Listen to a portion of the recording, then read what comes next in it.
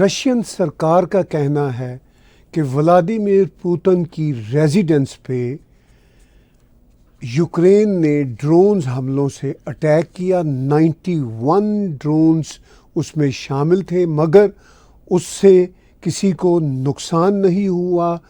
Russian سرکار نے ان سب drones کو گرا دیا۔ یوکرین کا کہنا ہے کہ ہم نے کوئی ایسا اٹیک نہیں کیا، اور یوکرین نے کہا کہ رشیا اس بات کو فیبریکیٹ کر رہا ہے اور جھوٹی کہانی بنا رہا ہے۔ اور یہ واقعہ ہوا منڈے کو رشیا میں، اور سنڈے کو ملاقات ہوئی تھی یوکرین کے پریزیڈنٹ ولادیمیر زیلنسکی کی پریزیڈنٹ ٹرمپ کے ساتھ فلوریڈا میں۔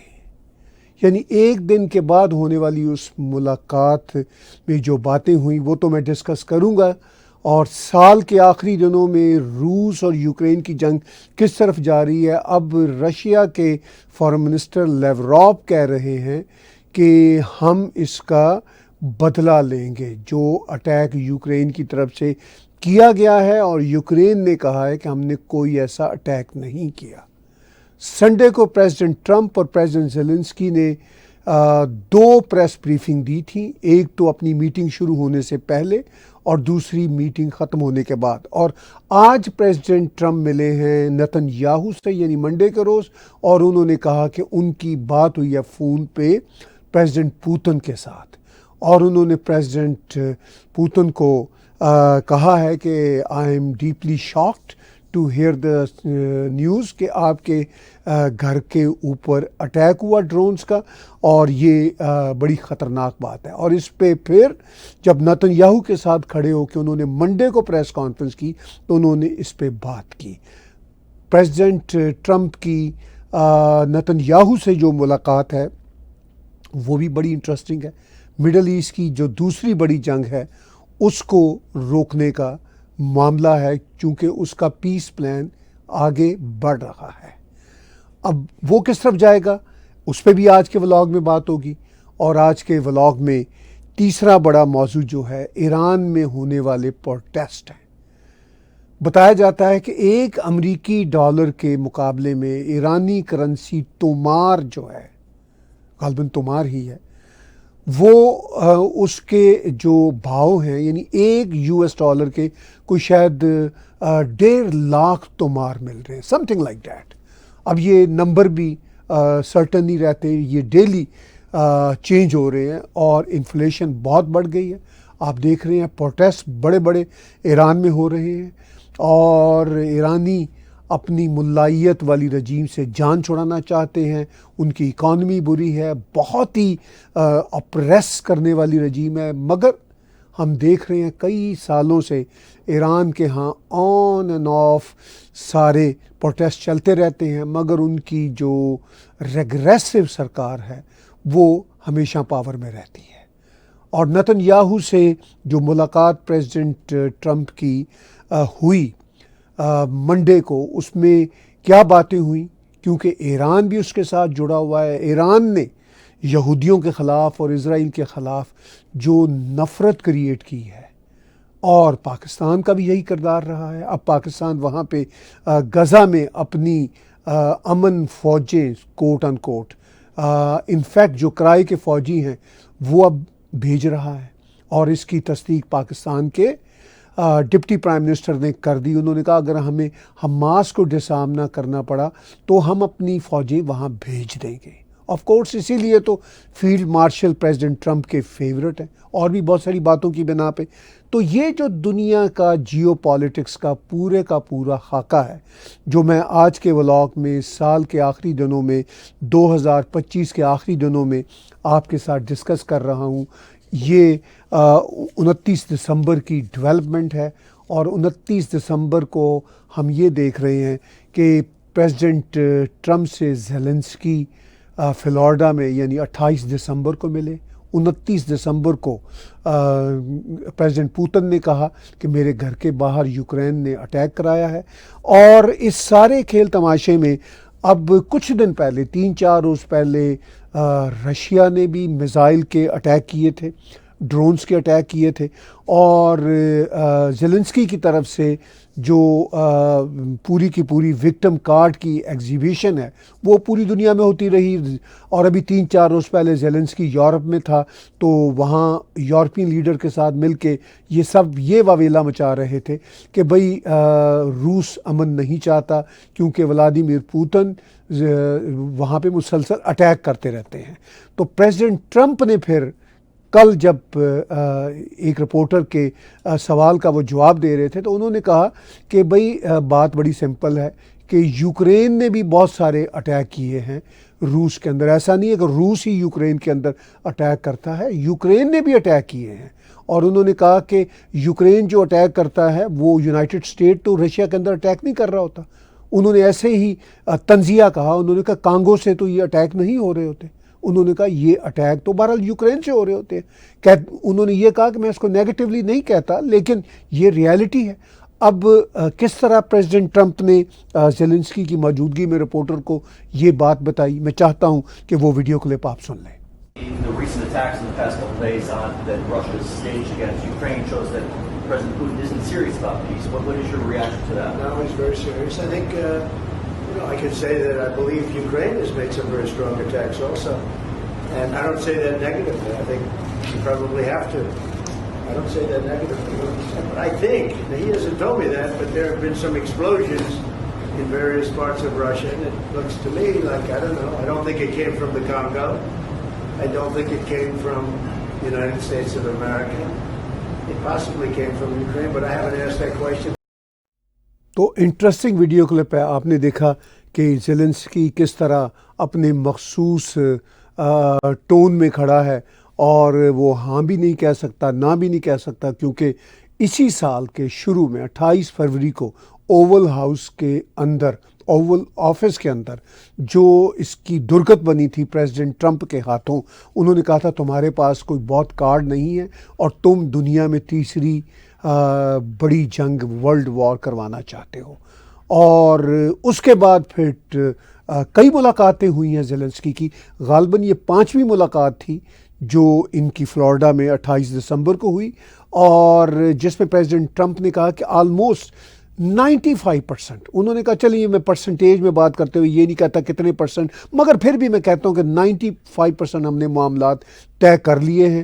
اور آپ باڈی لینگویج دیکھیے زیلنسکی کی اور پریزیڈنٹ ٹرمپ کی، جیسے وہ زیلنسکی سے کچھ قبول کروانا چاہ رہے ہوں، اور زیلنسکی اسی طرح سپاٹ چہرے کے ساتھ کھڑا ہے. اور 28 دسمبر کے بعد 29 دسمبر کا جب دن چڑھتا ہے تو ہمیں پتہ چلتا ہے کہ ماسکو کے نارتھ میں جو پریزیڈنٹ پوتن کا گھر ہے اس کے باہر اٹیک ہوا ہے، اور رشیا کے فارن منسٹر سرگئی لاوروف نے کہا ہے کہ ہم اس کا شدید بدلہ لیں گے. اور یوکرین کا کہنا ہے کہ یہ ہماری طرف سے اٹیک نہیں ہوا، یہ اٹیک جو تھا یہ شاید ہوا ہی نہیں ہے، رشیا اپنی طرف سے کہانی بنا رہا ہے. یہ کویشچن بھی آج جب president Trump prime minister Nitin Yahoo کے ساتھ مل رہے تھے تو رپورٹرز نے پوچھا کہ بھئی یوکرین کا تو یہ کہنا ہے کہ رشیا کہانی بنا رہا ہے. انہوں نے کہا میری تو بات ہوئی ہے پریزیڈنٹ پوتن سے آج صبح فون پہ، اور انہوں نے کہا کہ وہ تو بہت اپسیٹ ہیں، اور میں نے بھی انہیں کہا ہے کہ یہ بڑے افسوس کی بات ہے کہ آپ کے گھر کے اوپر کوئی اٹیک آرکیسٹریٹ ہو. تو یہ ہیں وہ حالات جن میں ہم دیکھ رہے ہیں دنیا کو اس سال کے آخری دنوں میں. پریزیڈنٹ ٹرمپ نے اس سال کے شروع میں جب آفس سنبھالا تھا تو ان کا یہی کہنا تھا کہ وہ یوکرین کی جنگ تو ایک دن میں بند کروا دیں گے، یوکرین اور روس کی جنگ. وہ بند نہ ہو سکی، لیکن کریڈٹ ضرور جاتا ہے کہ انہوں نے ان مذاکرات کو جاری رکھا، ابھی تک وہ جاری ہیں. اور اب یہ لگتا ہے سال کے آخر میں کہ شاید کوئی حالات جنگ بندی کی طرف چلے جائیں. لیکن ہوتا یہی ہے کہ یوکرین اور جو ان کے پیچھے یورپین بیکرز ہیں وہ لگتا ہے کہ اس جنگ کو روکنا نہیں چاہتے، وہ اپنی ضد پہ اڑے ہوئے ہیں. اور شاید اگر یہ واقعی اٹیک ہوا جیسا کہ روس کا کہنا ہے کہ پریزیڈنٹ پوتن کے گھر کے آس پاس 91 ڈرونز نے اٹیک کیا جن کو نیوٹرلائز کر دیا گیا، جن ڈرونز کو، تو ان کا یہی کہنا ہے کہ یہ اٹیک ہوا ہے، اور یوکرین یہ کہہ رہا ہے کہ یہ اٹیک نہیں ہوا۔ لیکن انٹرسٹنگ بات یہ ہے کہ 28 دسمبر کو جب وہ پریزیڈنٹ ٹرمپ سے مل کے جاتا ہے اور پریزیڈنٹ ٹرمپ اس کو پریس کے سامنے کہتے ہیں کہ ایسی بات نہیں کہ یوکرین کے اندر ہی رشیا کا اٹیک ہو رہے ہیں، رشیا کے اندر بھی یوکرین کافی اسٹرانگ اٹیک کر رہا ہے، تو یہ خاموش رہا، یہ بولا نہیں، کیونکہ آف کورس یہی ریالٹیز ہیں، دونوں ایک دوسرے کے اوپر اٹیک کر رہے ہیں۔ روس کا زیادہ پلڑا بھاری ہے تو وہ بھی اٹیک کر رہا ہے، مگر یہ کوئی ایسا معاملہ تو ہے نہیں کہ یہ بڑے انوسینٹ ہیں۔ ان کے ہاں بھی کرپشن بھی بے انتہا ہے اور ڈرامے بازیاں بھی بہت ہیں، اور ان کا یہی کہنا تھا یوکرینینز کا، یہ یورپ کو یہی چورن بیچتے رہے کہ اگر ہماری رجیم بچی رہی تو روس یورپ نہیں آئے گا، ہم پورے یورپ کے رکھوالے ہیں۔ تو اینی ہاؤ مجھے دکھ ہوتا ہے کہ ان بیچاروں کے ان کی ضد کی وجہ سے جو شاید ہزاروں لاکھوں کہا جاتا ہے جو معصوم یوکرینین ہیں وہ بھی مر چکے ہیں، اور ہزاروں شاید رشین سولجرز بھی مر چکے ہیں، ان میں ایون نارتھ کوریا کے سولجرز بھی ہیں جنہوں نے اپنی جانیں دیں اس خوفناک جنگ میں۔ اور ابھی بھی اس سال کے آخر تک ہم شیور نہیں ہیں کہ یہ جنگ رک پائے گی اگلے سال کسی وقت یا نہیں، اور کیا تھرڈ ورلڈ وار کے جو کلاؤڈز ہمارے سروں پہ چھائے ہوئے ہیں کیا وہ کم ہو پائیں گے یا نہیں۔ یہ ہیں حالات اور معاملات۔ اب ہم آتے ہیں وہی نتن یاہو کا جو دورہ ہے اس وقت امریکہ کا، اور پریزیڈنٹ ٹرمپ کے ساتھ مل کے انہوں نے بھی 2 پریس بریفنگ دی۔ ایک ان کی میٹنگ کے شروع ہونے سے پہلے ایک نیا سٹائل پریزیڈنٹ ٹرمپ نے انٹروڈیوس کروایا ہے کہ ایک پریس بریفنگ جب وہ ریسیو کرتے ہیں اپنے گیسٹ ورلڈ لیڈر کو تو وہیں پہ کر دیتے ہیں، پھر اس کے بعد ملتے ہیں، ایک لمبی چوڑی ان کی بات چیت ہوتی ہے، پھر اس کے بعد ایک اور پریس بریفنگ ہوتی ہے۔ تو دونوں پریس بریفنگ میں نے سنی، ان دونوں میں پریزیڈنٹ ٹرمپ نے ایران کی بات ہوئی تو انہوں نے کہا کہ بھائی میں ایران کی رجیم کو ٹاپل ڈاؤن کرنے میں ابھی انٹرسٹڈ نہیں ہوں، نہ یہ میرا موضوع ہے۔ میں یہ چاہتا ہوں کہ ایران کسی صورت بھی اپنے نیوکلیئر پروگرام کی طرف دوبارہ واپس نہ جائے، اگر واپس گیا تو ہم پھر اس کا وہی حشر کریں گے جو ہم نے پہلے حشر کیا تھا۔ ادھر ایران کے اندر صورتحال یہ ہے کہ عوام کے پروٹیسٹ چل رہے ہیں۔ جب بھی ایران میں عوام کے پروٹیسٹ وہاں کی جو وہاں کی بڑی ہی ریگریسو رجیم ہے اس کے خلاف شروع ہوتے ہیں تو پھر اس کے بعد ایرانیوں میں جو ورلڈ وائڈ ایرانی رہتے ہیں ان کی ہوپ شروع ہوتی ہے کہ شاید ہمارے ہاں نظام بدل جائے۔ مگر پریزیڈنٹ ٹرمپ نے تو نتن یاہو سے ملتے ہوئے آج ہی کہہ دیا کہ ہم نظام بدلنے میں کوئی انٹرسٹڈ نہیں ہے، ہم تو اپنے معاملات کو سیدھے کرنے میں انٹرسٹڈ ہیں۔ ایران میں کچھ عرصے سے ایک یہ بھی تاثر تھا، بلکہ کئی سالوں سے، کہ بھئی ایران کے جو پروٹیسٹ ہوتے ہیں اس میں کوئی جو فرم قسم کی لیڈرشپ ہے وہ نہیں سامنے آتی۔ جنتا بیچاری فرسٹریٹ ہو کے باہر نکلتی ہے، کبھی حجاب کے مسئلہ پہ، کبھی مہنگائی کے مسئلہ پہ، کبھی ایرانی عوام پہ ہونے والے ظلم کے مسئلہ پہ جنتا باہر نکلتی ہے۔ وہ ہر بار ان کے کئی درجن اور سم ٹائم کئی 100 لوگ مارے جاتے ہیں، ان کے پاس کوئی لیڈر نہیں ہوتا۔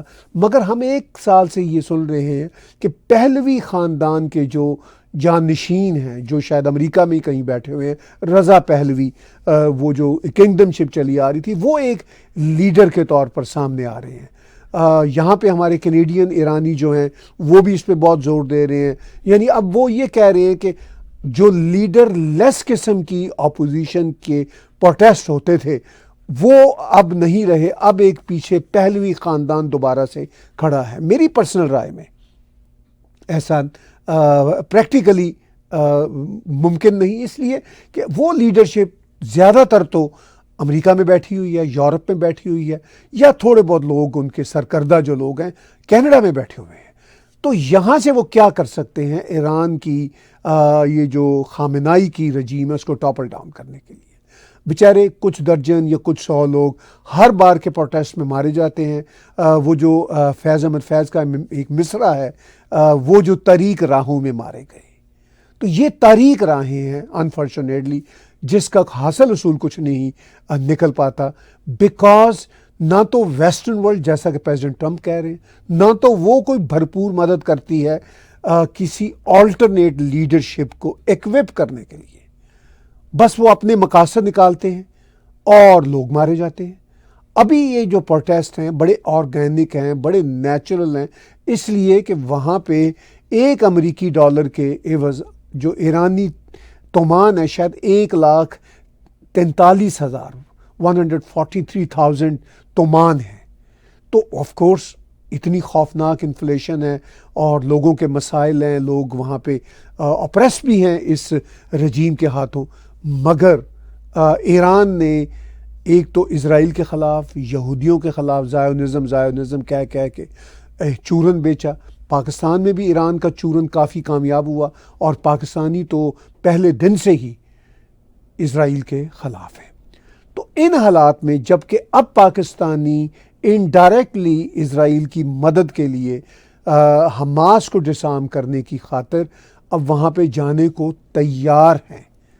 اور ابھی پچھلے دنوں اسرائیل نے پچھلے ہفتے ہی صومالی لینڈ ایک انڈیپینڈنٹ دیش کو ریکگنائز کیا.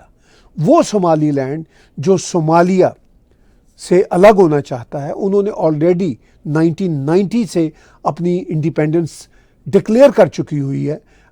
وہ کر چکے ہوئے ہیں 1990 سے، اور آج تک انہیں کسی دیش نے انڈیپینڈنٹ دیش کے طور پر ایکسیپٹ نہیں کیا. جیسے تائیوان نے اپنی انڈیپینڈنس کو ڈکلیئر کب سے کر رکھا ہے، اور امریکہ اس کی مدد بھی کرتا ہے تائیوان کی، اور اس کو ریکگنائز بھی نہیں کرتا. کافی انٹرسٹنگ صورتحال ہے. جبکہ صومالی لینڈ کو کسی دیش نے آج تک ریکگنائز نہیں کیا تھا.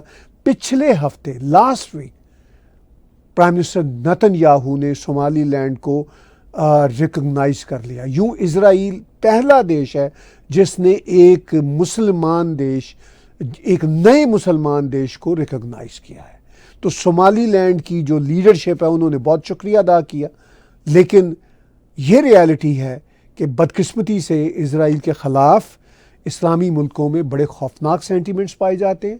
صرف اسرائیل کی ریاست کے خلاف نہیں، یہودیوں کے خلاف بڑے گھٹیا قسم کے سینٹیمنٹس، اینٹی سیمیٹک رویے پائے جاتے ہیں. پاکستان میں تو یہ اپنے انتہاؤں کو چھوڑ رہے ہیں. ایون بھارت کے جو مسلمان ہیں، ابھی پچھلے دنوں جاوید اختر کے ساتھ جو ایک سو کالڈ مفتی شمائل ڈیبیٹ کر رہا تھا، تو اس نے کہا کہ خدا ہے یا نہیں ہے، یہ بات تو اپنی جگہ پہ، یہ تو بحث بات کی ہے. میں یہ ضرور کہتا ہوں کہ اسرائیل تو ایگزسٹ ہی نہیں کرتا.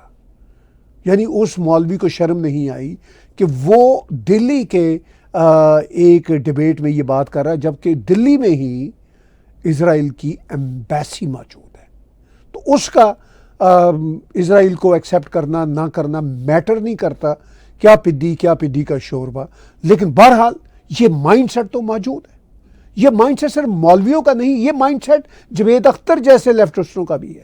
یہ مائنڈ سیٹ پاکستان کے وہ نسیم، وہ کیا نام ہے اس کا، نجم سیٹھی اور نسیم زہرا اور اس طرح کے جتنے لوگ ہیں نا جو اپنے آپ کو لبرل پروگریسو کہتے ہیں، ان سب کا مائنڈ سیٹ یہی ہے. یعنی بہت مشکل ہے کہ یہودیوں کے لیے اور مسلمانوں کی طرف سے یہودیوں کے لیے اور اسرائیل کے لیے کلمہ خیر، یعنی کوئی بہتر بات کوئی کہہ سکے، کسی میں جرأت ہو.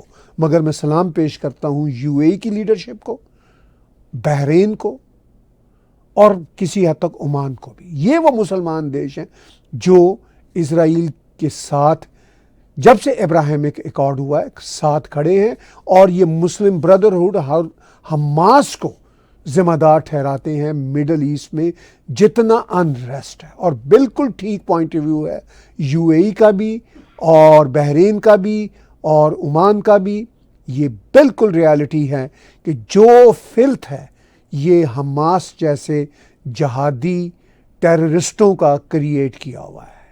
یہ جو بدقسمتی سے گزشتہ 2 سالوں میں جو غزہ میں خون بہا، اس کے بنیادی طور پر ذمہ دار حماس اور مسلم بردرہڈ والے اور ان کے ایرانی بیکرز ہیں.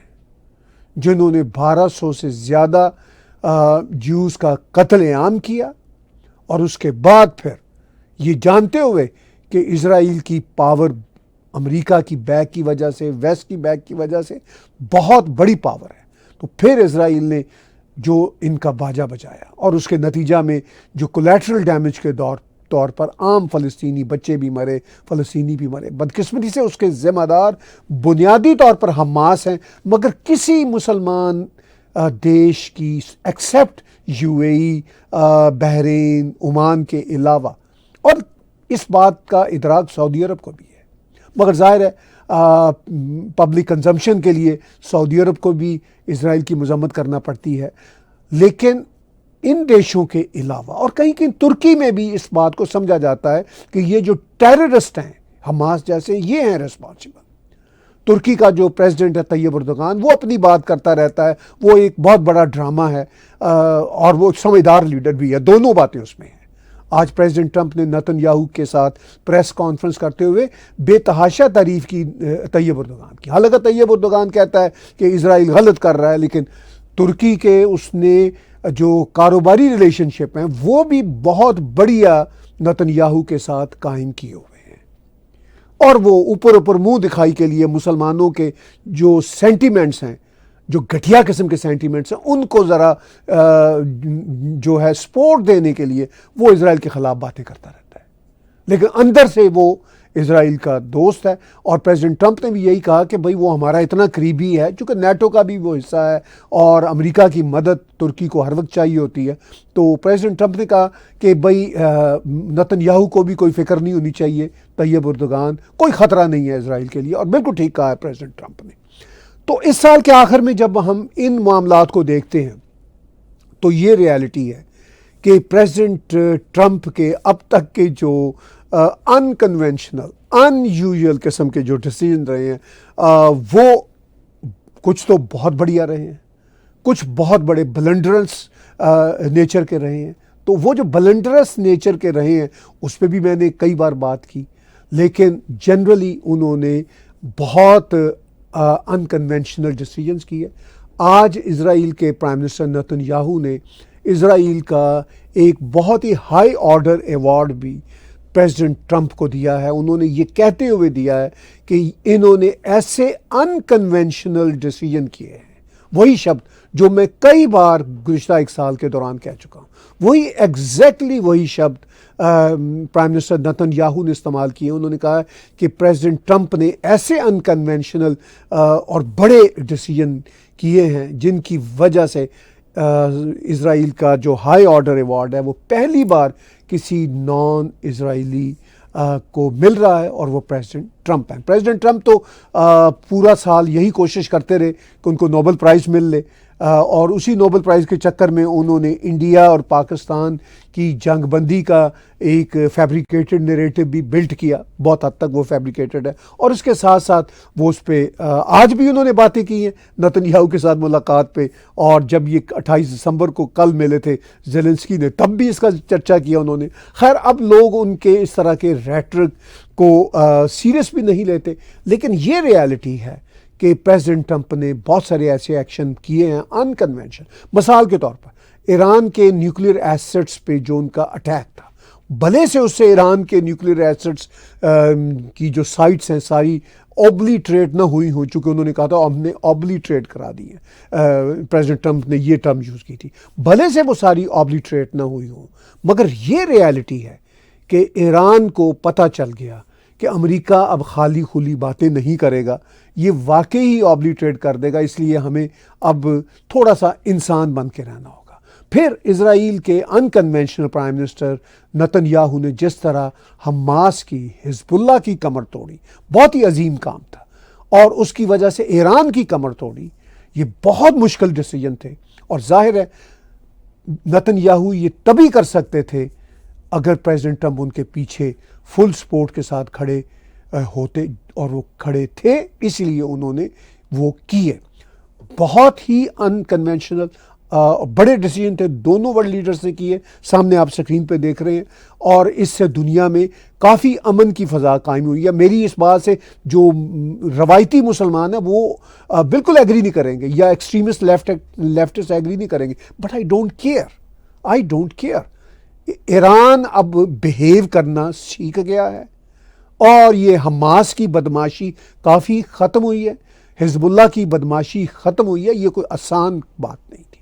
اور اس سارے انکنونشنل جو ان دونوں لیڈر نے ڈیسیجن کیے ہیں، ساری عرب لیڈرشپ دل سے ان کو مانتی ہے، لیکن اگر وہ نہ اس کو تسلیم کرنا چاہے پبلک کی سینٹیمنٹس کی وجہ سے، تو I can understand it. Even Pakistani بھی اب آن بورڈ آ رہے ہیں، بیکاز ان کو بھی اندازہ ہے کہ ہم نے پیسے تو یو اے ای سے اور سعودی عرب سے، قطر سے لینے۔ اب یو اے ای کے جو پریزیڈنٹ تھے وہ بھی کچھ دن پہلے پاکستان آئے ہوئے تھے، اور انہوں نے پاکستان میں جو اپنا پیسہ پار کیا ہوا ہے بینکوں میں $3 بلین، اس میں سے $1 بلین کے اگینسٹ انہوں نے فوجی فاؤنڈیشن کے شیئرز خرید لیے ہیں، جس کی وجہ سے پاکستان کو ریلیف محسوس ہو رہا ہے۔ تو ان حالات میں یو اے ای تو بہت بڑا سپورٹر ہے اسرائیل کا، یو اے ای تو بالکل جو ہے بہت اگینسٹ ہے مسلم بردرہڈ، حماس اور سارے جہادی گروپوں کا۔ تو ظاہر ہے پھر پاکستان نے اپنا کشکول پھیلا کے پیسے لینے ہیں، تو وہ جس طرف یو اے ای جائے گا اس طرف پاکستان جائے گا، اور خاص طور پر جس طرف سعودی عرب جائے گا اس طرف پاکستان جائے گا۔ تو ان حالات میں بہرحال جب ہم سال کے آخر میں دیکھتے ہیں منظرنامے کو، تو کیا سوالات پیدا ہوتے ہیں کہ کیا روس اور یوکرین کی جنگ 2026 میں رک پائے گی؟ چانسز کافی ہیں، اور اگر نہیں رک پاتی تو پریزیڈنٹ ٹرمپ کا بھی یہی کہنا ہے کہ پھر یہ لمبی چلے گی، آلریڈی اس کو 4 سال آلموسٹ ہو گئے ہیں، تو بہرحال اس کو رکنا چاہیے۔ مڈل ایسٹ کا جو پیس پلان ہے وہ اب سیکنڈ مرحلے میں داخل ہو چکا ہے۔ پاکستان بھی تیاریاں پکڑ رہا ہے اپنی فوج بھجوانے کے لیے to help Israel in fact, اور یہ اچھی بات ہے۔ پاکستان کے لیفٹ کے لوگ ہوں، پاکستان کے تحریک انصاف کے لوگ ہوں، وہ سب تو اس کو پولیٹیکلی یوز کریں گے، او جی اسرائیل کی یہ حکومت مدد کر رہی ہے تو یہ کافر حکومت ہے۔ اس طرح کی گھٹیا باتیں تو اب ظاہر ہے پاکستانی مائنڈ سیٹ میں ہیں، مسلمانوں کے جو ایٹ لارج سینٹیمنٹس ان میں ہیں، اب ہم ان کا کچھ کر نہیں سکتے۔ اب ان کی جو اپنی تباہی و بربادی ہے وہی ان کو کوئی ہوش کے ناخن لینے کی طرف آمادہ کر سکتی ہے، کیونکہ انہوں نے اپنی حماقتوں کی وجہ سے، اپنی نفرتوں کی وجہ سے، یہ نفرتیں چاہے یہودیوں کے لیے ہوں، اسرائیل کے لیے ہوں، بھارت کے لیے ہوں، ہندوؤں کے لیے ہوں، انہوں نے ان نفرتوں کی وجہ سے، اس مائنڈ سیٹ کی وجہ سے اپنی تباہی و بربادی خود ہی کر لی ہے۔ تو بہرحال دیکھتے ہیں کہ یہ جو اس وقت کے سال کے آخری دنوں میں ڈیولپ ہونے والے جیو پالیٹکس کے حالات ہیں، وہ کیا 2026 میں داخل ہونے کے بعد کچھ بہتر رخ اختیار کریں گے۔ تو ابھی 2026 کا دن آنے میں 2-3 دن ہیں، تب تک ہمارے اور بھی بلاگ سامنے آئیں گے، اور یہ سلسلہ سال کے اوپر سال آتا ہے، یہ سلسلہ ہمارا نہ رکنے والا ہے، کیونکہ دنیا کے جیو پالیٹکس بھی نہ رکنے والے ہیں۔ تو stay tune with us. Tag TV وی کو اگلے سال بہتر طور سے آپ جو ہے اپنی جڑت کا احساس دلوائیے، اور آپ ہمارے ساتھ جڑے رہیے۔ بہت بہت شکریہ، بہت بہت دھنیہ واد۔